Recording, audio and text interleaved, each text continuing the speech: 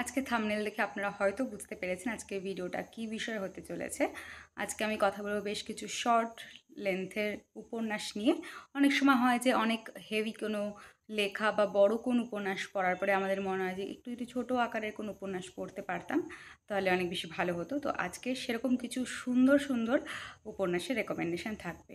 তাহলে চলুন শুরু করা যাক। প্রথম যে উপন্যাস নিয়ে কথা বলবো তা হলো মতি নন্দীর লেখা কোনি। কোনি একটি টিনেজ মেয়ের গল্প, যে দারিদ্র্য নিপীড়িত হয়ে কোনো মতেন পেট চালানোর জন্য স্পোর্টসে নামে। কীরকম স্পোর্টস? সুইমিং। এটা নিয়ে আমাদের টেক্সট বইতে ছিল এবং আমার মনে হয় আপনারা অনেকেই সিনেমাটাও দেখেছেন। সিনেমাটা অনেক বিখ্যাত। তো আমার মনে হয় না যেটা নিয়ে আপনাদের প্লট খুব অজানা, সেরকমটা নয়। যে কীভাবে মেয়েটা সাঁতারের সাথে যুক্ত হলো, কার প্রেরণায়, একটা তার কোচ কে ছিল তাকে নিয়েও বলতে পারেন গল্পটা। যে এই কোনি এবং তার কোচ খিদ্দা, এদের দুজনে যে সুন্দর একটা সম্পর্ক রয়েছে, যেখানে কখনো বোনের মতন কখনো নিজের মেয়ের মতন তিনি কোনিকে ট্রিট করছেন এবং সে শুধুমাত্র আমি কিছুটা খেতে পাবো সেই আশায় সে সাঁতারে নামে এবং তারপরে তার সাথে কী কী জিনিসপত্র ঘটে, ভিতরের কিছু জিনিসপত্র আপনারা এখান থেকে জানতে পারবেন। মানে যে কোনো জায়গাতে তো পলিটিক্স খুব চলে, তো এক্ষেত্রেও যে পলিটিক্সের স্যাপারগুলো রয়েছে, তখনকার অনুযায়ী যে সমস্ত পলিটিক্সগুলো তখন ঘটতো, এবং বেশ ভালো একটা প্লট। এবং মতি নন্দীর লেখা অন্যান্য এই স্পোর্টস রিলেটেড উপন্যাসগুলোর মতো এটাও শেষে আপনাকে অনেক বেশি একাত্ম করে তুলবে এই সম্পূর্ণ লেখাটার সাথে, ওই চরিত্রগুলোর সাথে। তো নিশ্চয়ই পড়ে দেখবেন মতি নন্দীর লেখা কোনি। আমার পরের রেকমেন্ডেশন শৈবাল মিত্রের লেখা অজ্ঞাতবাস, যেটা দেশ থেকে প্রকাশিত। এটির মুদ্রিত মূল্য রয়েছে 100 টাকা এবং এটার পেজ সংখ্যা খুবই কম, ওই 125 কি 30 এরকম হবে পেজ সংখ্যা। এত ছোট একটা উপন্যাস, কিন্তু উপন্যাসটা শুরুই হয়েছে এইভাবে যে গল্পের যে প্রধান চরিত্র তাকে পুলিশ, তার বাড়িতে পুলিশ এসেছে। কী কারণে এসেছে সেটা কিছুটা পড়লে আপনারা বুঝতে পারবেন। এবং ওর মধ্যে কোনো ডাউট ছিল না যে ও যে কাজটা করছে সেই কাজটা ভুল বা ভুল নাকি ঠিক সেটা নিয়ে ওর মধ্যে কোনো ডাউট ছিল না। কিন্তু ওই যে পুলিশ আসছে এবং ও বাড়ি থেকে পুলিশের থেকে বাঁচার জন্য পালিয়ে যাচ্ছে, এই থেকে উপন্যাসটা শুরু হয়। তো উপন্যাসের মাঝে মাঝে আমরা বুঝতে পারি যে অনেক কিছু লাইফে ঘটছে, কিন্তু একটা প্রশ্ন ওর মধ্যে থেকে থেকে আসে যে আমি সেদিন কেন পালানোর চেষ্টা করলাম। তার মানে কি ওর নিজের বিশ্বাসেও কিছু রকম ভুল ছিল? আমি সেসব নিয়ে কিচ্ছু বলবো না। মাঝে হালকা একটা প্রেমের ব্যাপার রয়েছে, কিন্তু সেটা প্রেম নাকি সেটা আপনারা নিজেরা পড়লে বুঝবেন। এটাতে আপনারা খুব সুন্দর করে তখনকার সময় যে নকশাল পিরিয়ড, ওই সময়কার সম্পূর্ণ একটা ফ্লেভার পাবেন, কারণ সম্পূর্ণ উপন্যাসটা সেটাকে কেন্দ্র করেই। এবং আরেকটা যেটা বলবো সেটা হচ্ছে কি, সমাজের যে বেশ কিছু দিক না এই ছোট্ট উপন্যাসের মধ্যে লেখক দারুণভাবে ফুটিয়ে তুলেছে। মানে আমার এই লাইনটা এখনও মনে আছে। উপন্যাসে একটা জায়গায় যে লেখকের মানে প্রধান যে চরিত্র, তার বাবার চরিত্রটা, তিনি বলছেন যে মানে তার সম্পর্কে বলতে গিয়ে বলছে যে তিনি সারাক্ষণ শান্ত, চুপচাপ, ভীরু এরকম টাইপের মানুষ, কিন্তু তিনি কাদের সামনে চেঁচামেচি করতে পারেন? চাকর, ঝি, নাপিত এদের সামনে। তো এই শুধু এইটুকুনো বলে ছেড়ে দিয়েছে। মানে ক্লাসিকের মজা এইখানেই যে আপনাকে সব কিছু গুলে খাওয়াবে না, একটা সুন্দর করে দারুণ ভাষায় আপনাকে কিছুটা আন্দাজ দিয়ে দেবেন, সেটা পড়ে আপনি ভাববেন, আপনি বুঝবেন। মানে আমার নিজেরও এটা নিয়ে একটা ভিডিও বানানোর ইচ্ছা আছে। আমি জানি না কতজন দর্শক এটা নিয়ে আগ্রহ পাবে, যে এই যে মডার্ন লেখা এবং ক্লাসিক লেখা। কেন ক্লাসিকের, আমার মনে হয় ক্লাসিকের জন্যও বোধহয় বাংলা সাহিত্য এখনও বলা হয় যে বাংলা সাহিত্য। তো যাই হোক, সেটা পরের বিষয়। তো এইরকম একটা সুন্দর একটা প্লটে আমি অনেক দিন পর আবার সুন্দর একটা খুব খুব খুব ভালো এরকম একটা রাজনৈতিক একটা প্লটে একটা উপন্যাস পড়লাম। আপনারা অবশ্যই পড়ে দেখুন শৈবাল মিত্রের লেখা অজ্ঞাতবাস। পরের যে বইটা নিয়ে কথা বলবো সেটা হলো সত্যজিৎ রায়ের লেখা ফটিক চাঁদ, এবং সত্যজিৎ রায়ের লেখা অন্যান্য ছোট গল্প। এটা যদিও ছোট গল্প না, এটা তুলনায় বড় গল্প, বা আপনারা এখন তো সব লেন্থেরই উপন্যাস বলে, তো উপন্যাসও আপনারা বলতে পারেন, কিন্তু আমার মনে হচ্ছে এটা একটা বড় গল্প।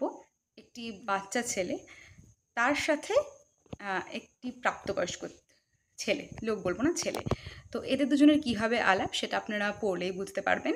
তো এদের দুজন বেশ কিছুটা সময় ধরে একসাথে সময় কাটায় এবং কাটাতে কাটাতে এদের মধ্যে অদ্ভুত একটা ভালো সম্পর্ক তৈরি হয় এবং কীভাবে তাদের সম্পূর্ণ জিনিসপত্রগুলো চলে, আমরা ওই বড় ছেলেটার তার জীবনের কিছুটা ঘটনা আমরা জানতে পারবো, ওদিক থেকে বাচ্চা ছেলেটা তার কিছুটা কথা জানতে পারবো এবং সব মিলিয়ে শেষে খুব সুন্দর, মানে ভীষণ সুন্দরভাবে জিনিসটা শেষ হয়। মানে অনেকের ভালো লাগবে তো বটেই, কিন্তু একটা মন কেমন করা একটা ভালো লাগা, অসম্ভব সুন্দর একটা গল্প, সম্পর্কের একটা সুন্দর একটা গল্প। আপনারা যদি এখনও কেউ না পড়ে থাকেন ফটিক চাঁদ, অবশ্যই পড়ে দেখুন। যত সম্ভব এটা একটা সিনেমা আছে কি আমার ঠিক মনে পড়ছে না সিনেমাটার কথা, কিন্তু এটা একটা অডিও স্টোরি আছে যত সম্ভব মির্চির, তো ওটা আপনারা শুনে দেখতে পারেন।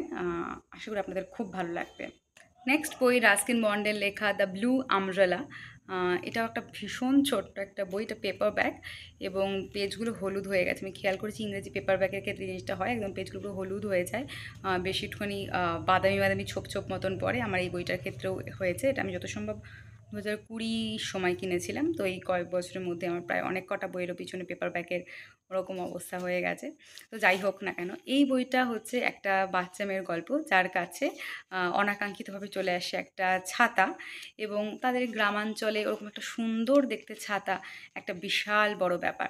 তো তারপরে সেই মেয়েটার সাথে কী সমস্ত জিনিসপত্রগুলো ঘটে, ভীষণ মজার, ভীষণ ছোট্ট, ভীষণ হার্ট ওয়ার্মিং একটা ছোট উপন্যাস, আপনারা অবশ্যই পড়ে দেখতে পারেন, ব্লু আমব্রেলা। পরের উপন্যাস রমাপদ চৌধুরীর লেখা খারিজ।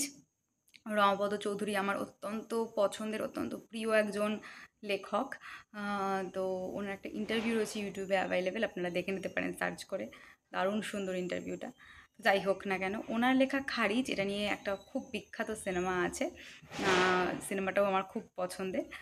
তো যাই হোক না কেন, গল্পে আসা যাক। একটা বাচ্চা ছেলে যার বাবা তাকে কলকাতায় একটা বাড়িতে কাজে লাগিয়ে দেয়। তখনকার সময় এরকম অনেক হতো যে অনেক বাচ্চা কাচ্চা থাকলে বা যেখানে ধরুন খুবই খারাপ অবস্থা, সেক্ষেত্রে এরকম কলকাতায় এরকম বড় বড় বাড়িতে থাকা খাওয়া নিয়ে কাজের ব্যবস্থা হতো।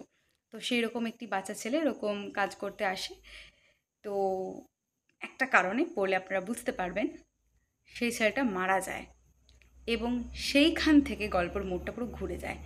যে আমরা যাদেরকে ভালো মানুষ বলি, যারা হয়তো সত্যিকারের ভালো মানুষ, যারা হয়তো সত্যিকারের খারাপ মানুষ নয়, কিন্তু এই একটা ঘটনাটা কিভাবে তাদের একদম পার্সপেক্টিভ বা সব কিছু একদম আমাদের সামনে তুলে ধরে ভালো মতন, শুধুমাত্র তাদের না, আশেপাশের সমস্ত মানুষদের, সেটা আমরা এখানে খুব ভালো করে বুঝতে পারি।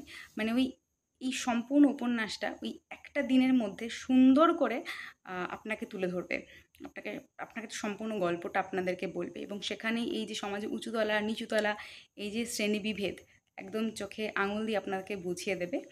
রমাপদ চৌধুরীর লেখা খারিজ অবশ্যই পড়ুন। আগের অনেক ভিডিওতে আমি উল্লেখ করেছি আমার পছন্দের আরও দুটো শর্ট লেন্থ উপন্যাসের কথা, একটা হচ্ছে সাত পাকে বাঁধা, আরেকটা হচ্ছে গিয়ে কিনু গোয়ালার গলি। তাই এই দুটো নিয়ে আমি আলাদা করে আর কিচ্ছু বলছি না, দুটোই মিত্র ঘোষ থেকে প্রকাশিত এবং মুদ্রিত মূল্য সম্ভবত দুটোরই 150 টাকা। আর আমি এখন যে বইটা পড়ছি সেটা রানীচন্দ্রের লেখা আমার মায়ের বাপের বাড়ি।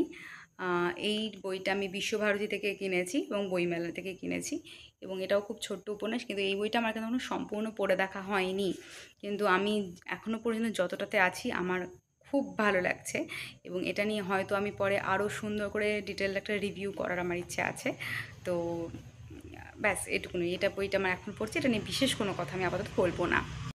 আমি যেদিন ভিডিওটা আপলোড করব সেদিন থাকবে ওয়ার্ল্ড বুক ডে, 23 এপ্রিলে।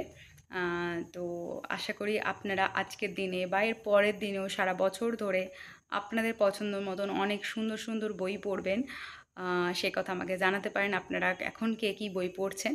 আশা করি আজকের ভিডিওটা আপনার জন্য ভালো হয়েছে, হেল্পফুল হয়েছে। নমস্কার।